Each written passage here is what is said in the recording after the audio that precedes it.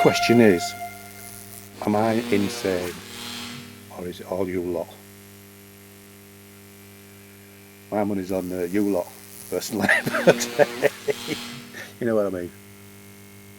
Vive la revolution.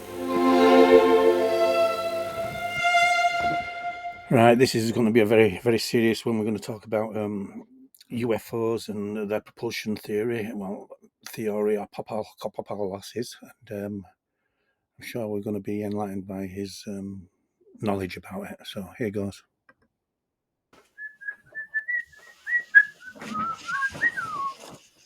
Hey, how you doing there? Greetings. Hey. Growing up, even when I was incredibly young, I knew that there were countless of civilizations out there. And even also, too, at a very early age, I could not stand the tinfoil hat, wackadoodle nonsense. And we all understand that because the order Papalagodas is a very serious and intelligent man, there is no hypocrisy in these words. Sorry to interrupt. I'll let you listen to his wisdom.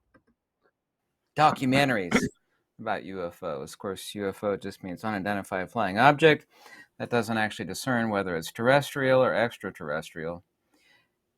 Speculating about how many civilizations have visited this backwards, troglodytic, knuckle-dragging bunch of bipedal species is he talking about me? actually the field propulsion tech that actually powers these. I won't speculate as to the super high energy power source that does power them, but the field... He's not even going to have a guess. That's how intelligent he is.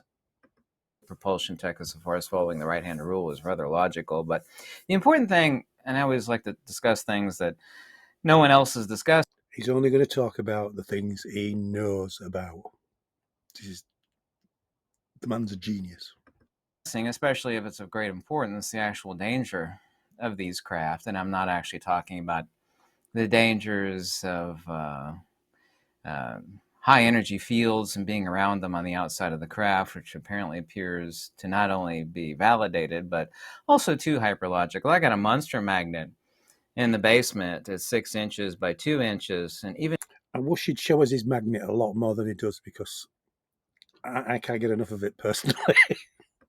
experimenting over top of that thing for more than 10 minutes is like, I don't know, snorting caffeine or something. It will keep you awake for 3 days. That's actually due to cryptochromes and human eyes and nose. And it's kind of like taking a bunch of caffeine pills. Not that I ever really did that. I certainly know the effects of caffeine, obviously. Everything obviously operates off of the right-hand rule in the universe. I kind of find it quite odd that people would like me to make more videos about the right-hand rule.